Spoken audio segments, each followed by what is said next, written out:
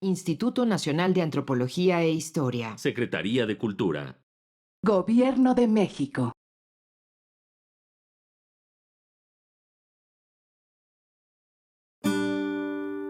Su sustancia está hecha de evocación, recuerdo, rememoración y de lo que toma del porvenir. Porque es una parte fundamental de nuestra identidad. Somos nuestra memoria. El programa de Lina que nos lleva de viva voz con los especialistas.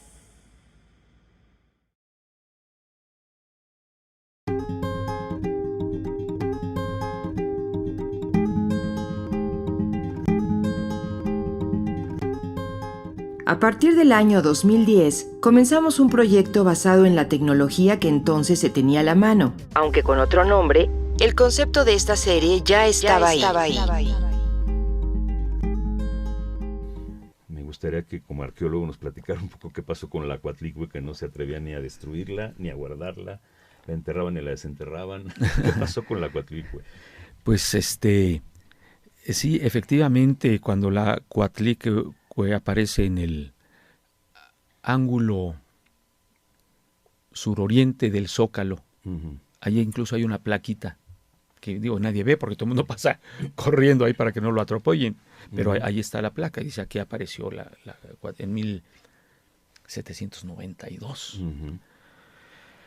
Y entonces es como que no entendían qué era eso, ¿no? Porque la Coatlicue no es precisamente bonita, ¿no? O sea, está llena de simbolismos y de alegorías y de cargas ideológicas muy fuertes, ¿no?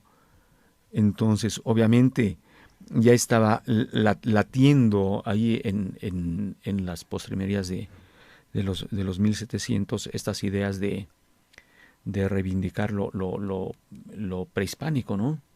Entonces uno decía, no, pues hay que romper eso, esa cosa tan horrenda, ¿no?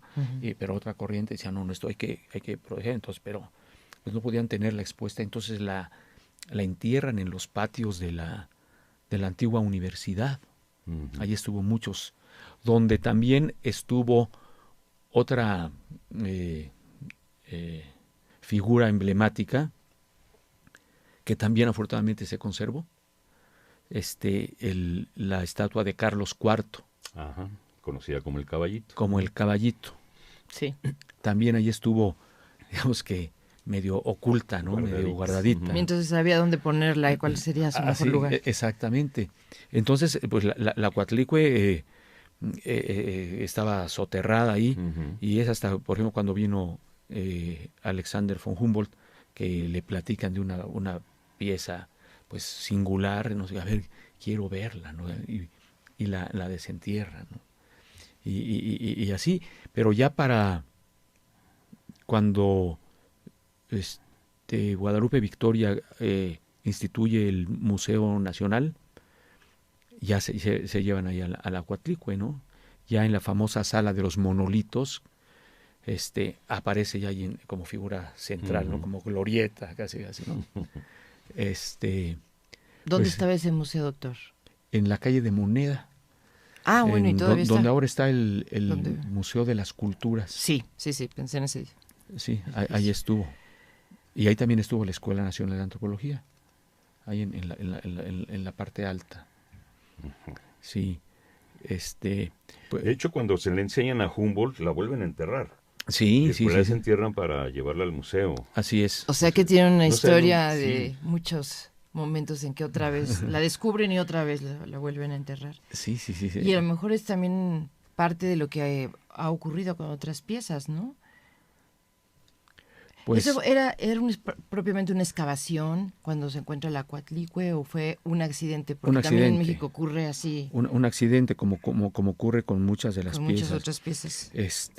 Sobre todo en la Ciudad de México, donde ya hay una sobreposición de edificios. La Coyolxauhqui, pues así salió también. Igual. Y hay otra diosa reciente, ¿no? Que estaba prácticamente como enfrente del Templo Mayor. La Tlaltecutli. Exactamente.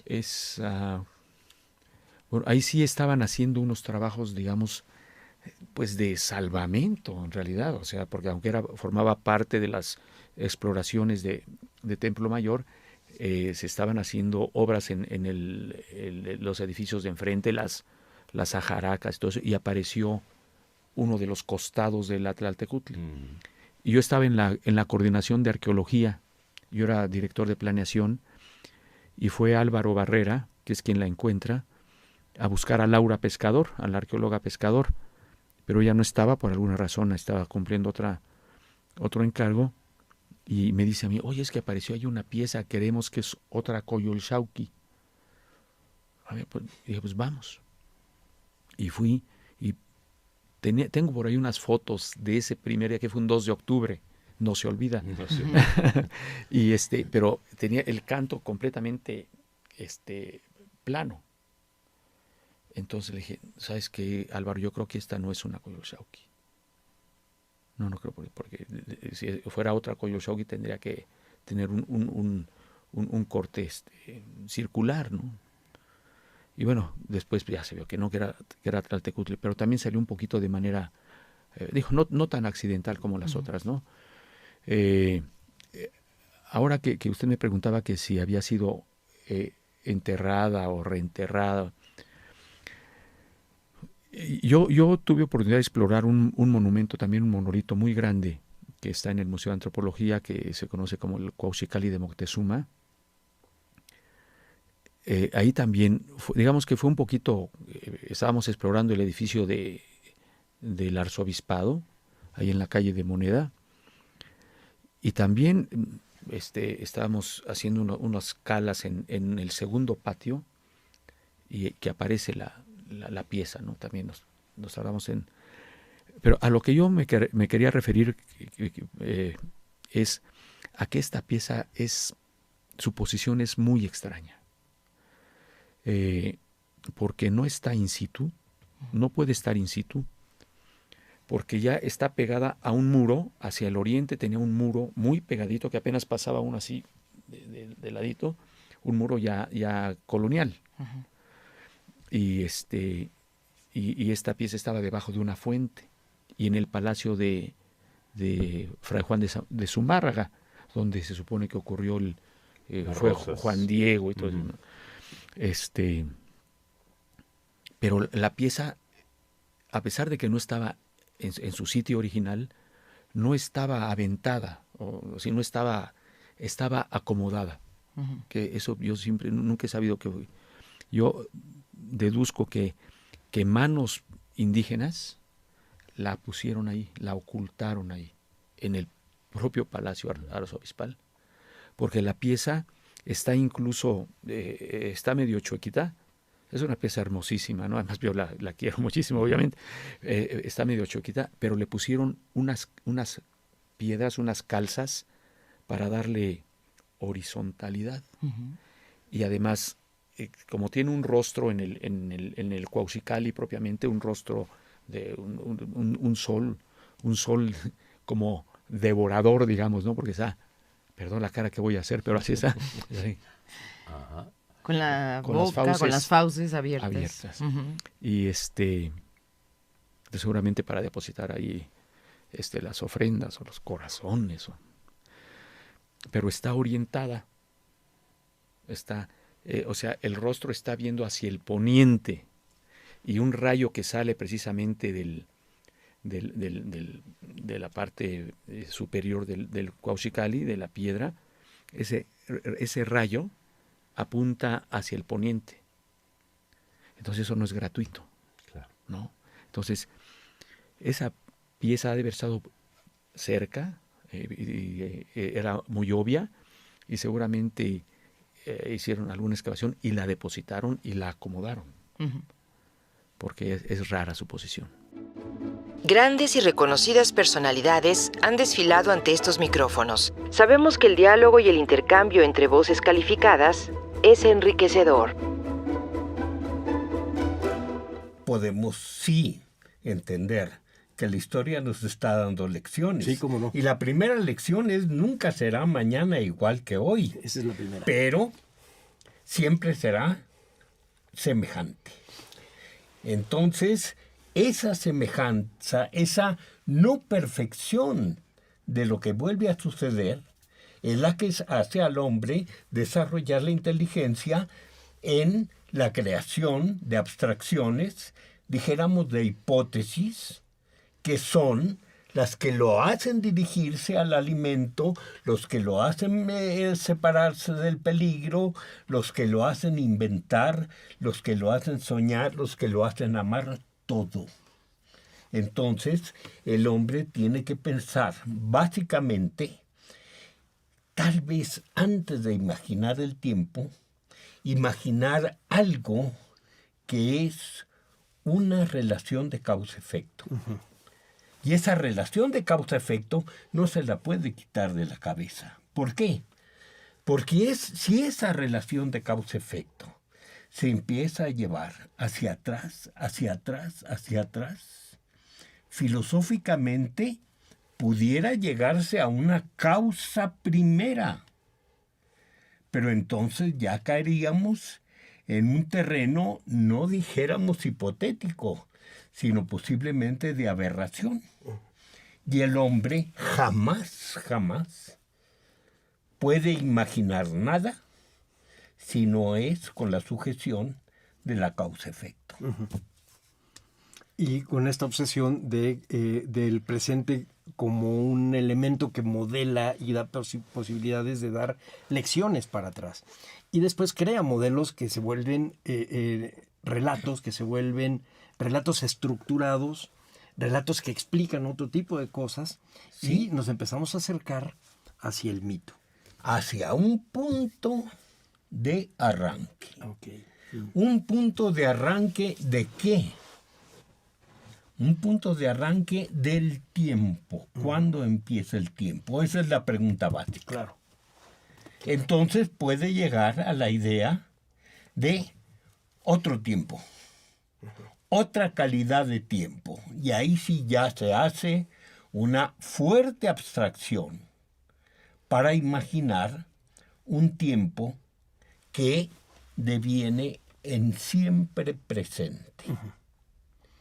Y ese tiempo siempre presente está compuesto por, paradójicamente, cuando menos en la mentalidad mesoamericana, con un tiempo mítico.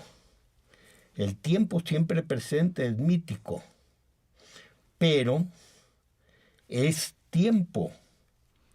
Y siendo tiempo, está sujeto a causa-efecto. Y entonces el tiempo mítico existe siempre. No tiene propiamente pasado ni futuro, pero tiene línea de causalidad. Yeah. Y eso es otro problema grande al que se llega ya cuando se imagina el otro tiempo, que se imagina como solución a ese tiempo y no lo es. Y entonces se tiene que pensar en un tiempo premitíco. Y es cuando se llega a una idea que no puede llenarse, porque se forma un gran vacío. Y esto es precisamente la idea de un Dios supremo. Sí. ¿Qué es ese Dios supremo que está fuera del tiempo, pero se puede suponer fuera del espacio? No es tanto imaginar lo inimaginable. El problema es ¿por qué cambió? Y al decir ¿por qué cambió?, se tiene que imaginar una causa que lo hizo cambiar. ¿Y de dónde sale esa causa? Y cuando nosotros vamos a la mitología, no hay más que la vaga idea, siempre existieron los dioses, o en el caso de, vamos a señalar entre los guaraníes, Yanderú. ¿Qué es? Algo que está en la bruma, en la nebulosidad, y que de ahí mismo, él está ahí, de ahí toma su sabiduría. Y ya que la tomó, actúa. Y al actuar, crea el tiempo. Eso que usted está diciendo viene en el Proverbios 8. Proverbios 8, que casi no lee nadie, dice que antes de que Dios creara los collados y las montañas, antes de que separara la tierra de las aguas, creó la inteligencia, y la inteligencia es la sabiduría. Sí, pero él mismo es sabiduría. Sí, claro, es uno de sus atributos, pero es así como lo acaba usted de explicar. Sin eso no hay plan. Sí, pero el problema es cómo nace el plan. Eso sí no sabemos. Porque entonces ya tendríamos que recurrir a otra dimensión totalmente distinta de no tiempo. Claro. De no tiempo, pero al no haber tiempo no hay espacio. Y entonces eso nos hace pensar en una cosa. Cuando nosotros hacemos esas preguntas, no las estaremos haciendo necesariamente dentro de una concepción humana, de una existencia humana, o dijéramos de mamífero superior, que está determinada por nuestra vida en este mundo, nuestra anatomía, nuestra fisiología, nuestro contorno. Y encontramos el problema de la verdad. Y encontramos a ver que también las verdades, la verdad se nos vuelve verdades, y las verdades se recorren de las generales, las condiciones generales, a las condiciones particulares, y se nos multiplican las verdades en este mundo. Sí, bueno, por supuesto, nunca vamos a tener una sola respuesta. No hay una una sola respuesta. Y entonces llegaríamos a preguntas que se han hecho, por ejemplo, Zhuangzi, el taoísta, el poeta taoísta. ¿Qué es lo que hace Zhuangzi? Plantear esto. Yo, claro, no puedo hablar mucho de Zhuangzi porque no es mi tema, pero eres tú el que está sacando este tema. Y perdóname que te hable de tú, pero no sé por qué en el programa tú me hablas de usted. Nunca lo has hecho. Pero Zhuangzi llega a decir, bueno, tenemos a estas dos cortesanas, ya no me acuerdo cómo se llaman, Mao Qian y Li Yi, creo. Y se dice que la gente dice que son muy bellas. Sí, pero cuando se acercan a un estanque, los peces huyen. Si van al bosque, los venados se meten en la espesura. Si se acercan a las aves vuelan al cielo. ¿Dónde está el buen criterio? Claro. Entonces, son cosas que lo dejan a uno pensando en dónde está la verdad. No creo que exista una verdad, pero ¿cómo descomponemos la verdad en tantas verdades que hacen que los hombres pensemos de una manera y los hombres en determinadas condiciones se dividen en 2, en 4, en 6, en 10, hasta llegar al individuo? ¿Dónde está el criterio de verdad? ¿En los grupos pequeños, en las comunidades? ¿O en las tradiciones culturales? ¿O nos vamos más atrás hasta llegar al género humano? ¿O nos vamos todavía más atrás hasta el de los mamíferos? ¿Dónde está ese punto de quiebre? No existe. Y es un corrimiento de verdades que nos hace sentir, ver, movernos en mundos que son diferentes. Diferentes, pero sin embargo comunicables en un nivel dado de abstracción. Y eso, traduciéndolo a una mesa de trabajo frente a documentos y datos un poco más, no quiero decir tangibles, pero más cercanos, aunque sean de culturas totalmente distintas a las nuestras, nos permite cuando menos traducir y buscar Claro. en esa pluralidad Y si no, un tipo de modelo. siempre hay posibilidad de traducir y siempre se traduce mal. Bueno, claro.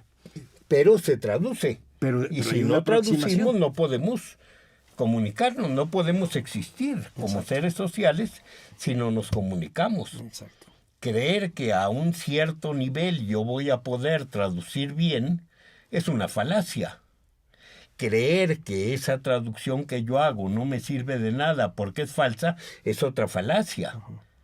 Tenemos que ver que sí podemos comunicarnos con los demás y que en el nivel de comunicación está una amplitud de cultura común, dentro de la cual existe el diálogo. Claro. Y para usar otra vez a Mark Bloch, tendríamos que decir que a lo que llegamos es a una aproximación, pero esa aproximación puede ser suficiente para poder entablar una serie de elementos que hacen que este diálogo sea coherente. Y que cuando yo leo lo que usted explica sobre los mexicas del siglo XV, que para mí es tan lejano como hablar de los taoístas ¿me entiende? O de los inuit, ¿no? Es tan lejano para mí, lo pueda yo entender. Y pueda yo entender el mecanismo de este pensamiento y su eficacia discursiva. Es decir, hay una explicación que les era convincente y certera a esta gente, tan certera que podían crear una serie de rituales para conjurar o para atraer. Claro, podemos entender. Sí. Y mientras más profundizamos, conocemos mejor. ¿Por qué? Porque aprendemos a traducir mejor. Sí. Pero nunca habrá la posibilidad de que dos seres humanos se junten y no se entiendan en algo. Sí.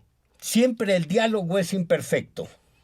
Siempre el diálogo es suficiente para llegar a un nivel de entendimiento. Sí.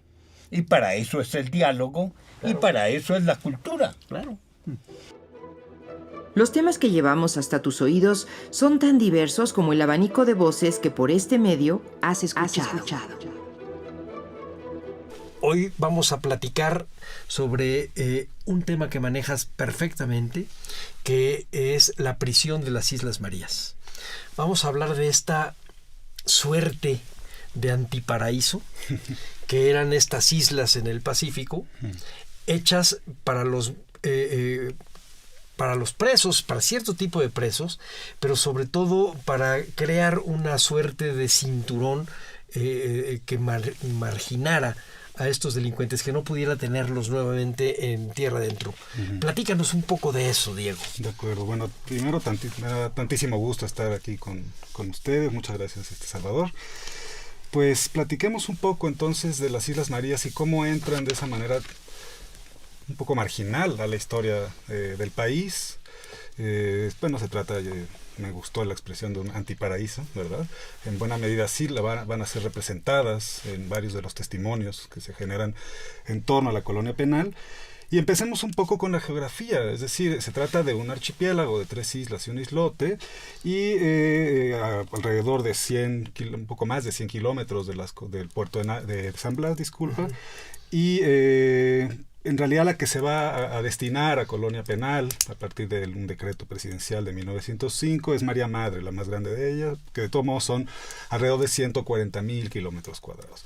En efecto, toquemos entonces a qué responde ese proyecto de colonización penal y qué lo hace tan singular y a mi modo de ver importante en la historia, y en particular en la historia de los sectores marginales y de los proyectos de readaptación social, digamos, actualmente.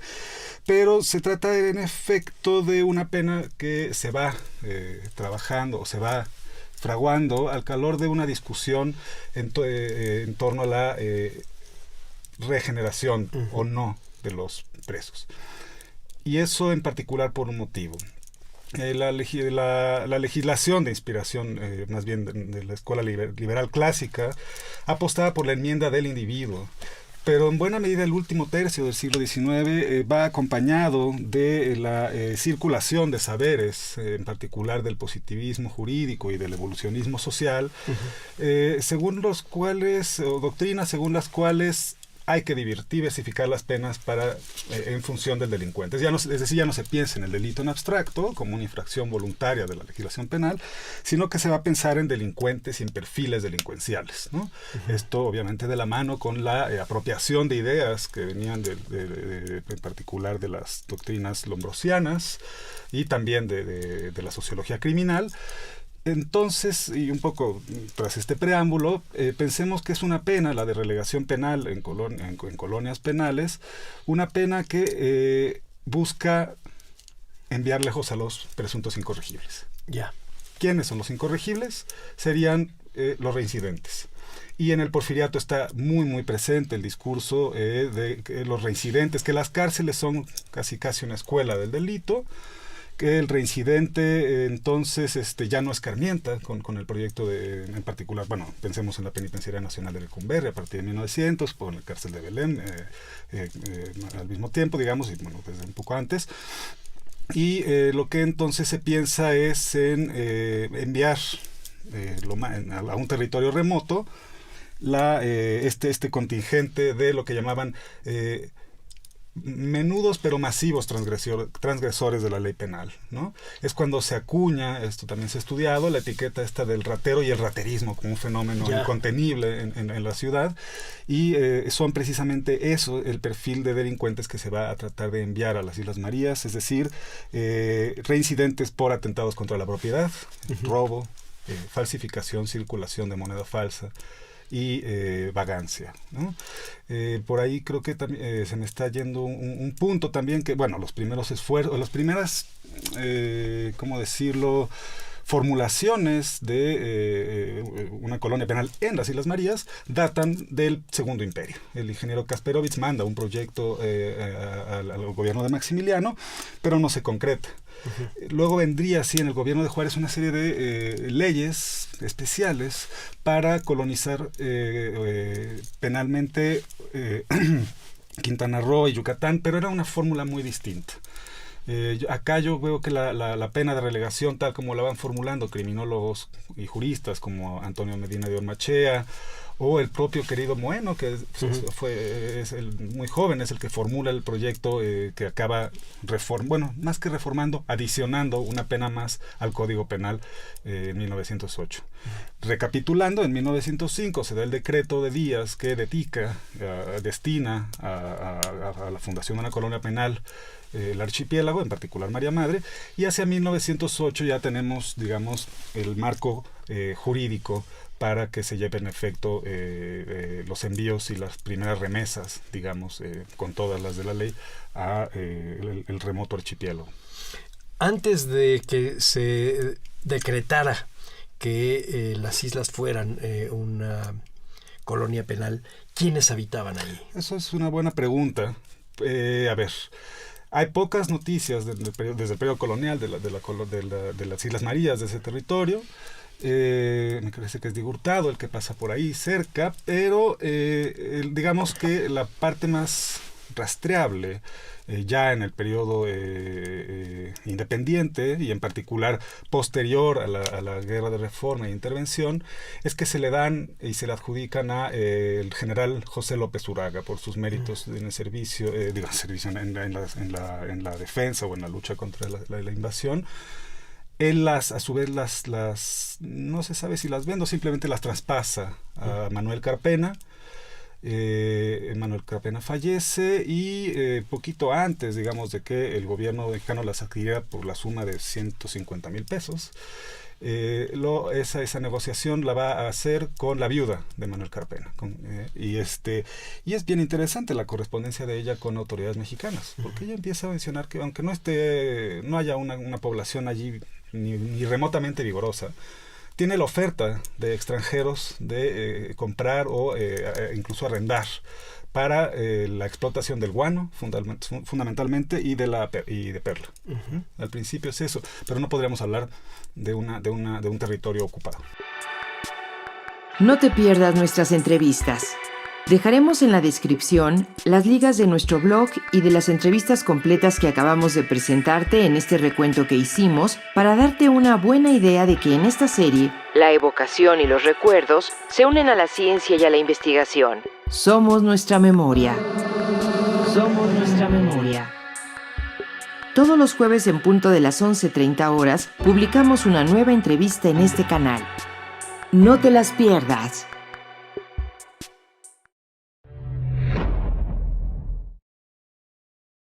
Las opiniones y comentarios aquí expresados son de entera responsabilidad de quienes proporcionan la información y no representan necesariamente las opiniones de Radio INA ni comprometen el pensamiento editorial del Instituto Nacional de Antropología e Historia. Instituto Nacional de Antropología e Historia. Secretaría de Cultura. Gobierno de México.